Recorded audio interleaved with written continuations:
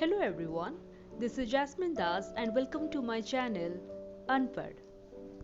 We must learn with childlike emptiness, so let's get started. If you have seen the last video, in that video we had learned about the contours.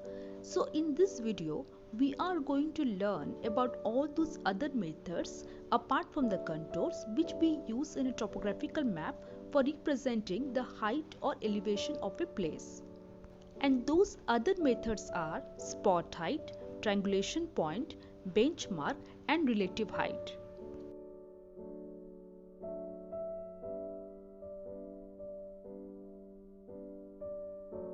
So let's start with the spot height. Spot height is an exact point on a map or the actual height of the place above the mean sea level, which is decided or fixed during the survey. This is represented by a dot followed by a number giving the height. The way here you can see. It tells the height of any point between two contour lines. Now let's see the triangulation point. When the height has been determined by using trigonometry, the height is shown on maps with a dot enclosed within a triangle or as a triangle followed by a number giving the height of the point in meters. Exactly like inside the green circle. Now let's know about the relative height. This is a bit different. 16r is representing the relative height of this point. So relative height is the height of a feature with reference to the height of the surrounding area or land, not from the sea level. It is represented by the height with small r. Now the last but not the least is our benchmark. Benchmarks are the permanent or accurate survey points marked on stone or on a building as a permanent reference for survey purposes. It is written as BM, means benchmark, with a number noting the height of that place above sea level. Now let's discuss the second topic, drainage pattern. Drainage pattern is just like an art or design which is formed by the river and its tributaries together. All drainage systems are made up of an interconnected network of rivers and streams which form a particular pattern depending on the relief and rock type which make up the surface of the land. So, three most important and recognizable drainage patterns are dendritic, trellised and radial. So D for dendritic, T for trellised and R for radial. So let's start with the dendritic pattern. Dendritic got its name from the Greek word dendron, which means tree. Here the tributaries join the main river at acute angle to form a pattern that resembles a tree and its branches. Such pattern indicates a flat relief where the surface material or rock is relatively uniform.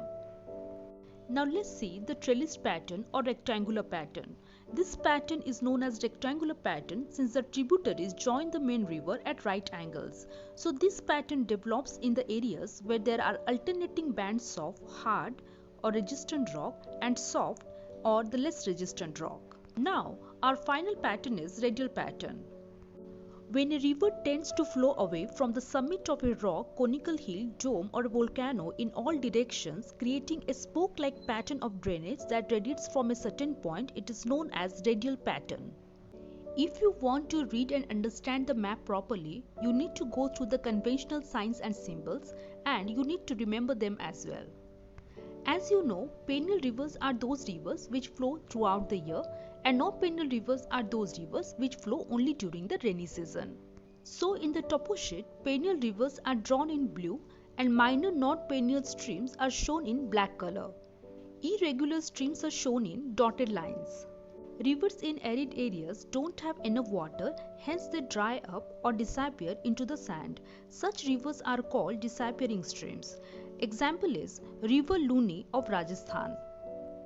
And if you notice disappearing stream in the topo sheet, then you must know that area is experiencing dry condition with sandy soil, which is not suitable for agriculture. Dendritic pattern in the topo sheet indicates the presence of soft surface rock material which is suitable for agriculture.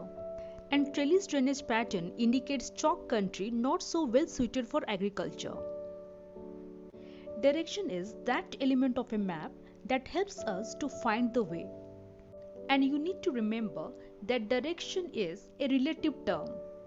It means the direction of a place or object is expressed in relation to a given point. For example, direction of P is northeast from Q and northwest from R. It means the direction of P is relative to Q and R. Let's see another example. Karnataka is north of Kerala but south of Maharashtra. So relative direction means what is north for you may not north for me. North refers to the direction we follow to get North Pole. The four main directions are north, south, east, west, which are also known as cardinal points, which is further divided into 4 intercardinals and 8 secondary intercardinals points or directions. So northwest, northeast, southwest, southeast are intercardinal points. Now this is further divided into secondary intercardinal points, and they are total 8: north northeast, east northeast, east southeast, south southeast, south southwest, west southwest, west northwest, and finally north northwest. Now let's know about the direction in the topo sheet with reference to river and river bank. A river or stream flows from high to low under gravity. Hence, in order to get the direction of the river flow, we need to see the slope of the land, and for that reason we need to check the spot heights present in the topo sheet to know in which direction they are decreasing. So in order to know the direction of the river flow, in the topo sheet we need to notice the spot heights as well as the arrow mark. So inside the green circle you can see the arrow mark, which is showing the direction of the Balram Nadi from southeast to northwest. So these red marks are indicating the spot heights which are decreasing from northeast towards the west. Now, in order to know the left bank and right bank of the river given, imagine yourself facing towards the direction of the river flow, which is here west according to the topo sheet. So your right is right bank and your left is left bank. I hope this diagram will make you clear. Imagine yourself facing the direction of the river flow. Your right is the right bank, your left is the left bank.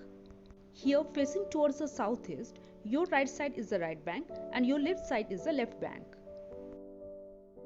After river and river bank, now it's time to see the direction in the topo sheet with reference to the settlements. Two things we need to remember.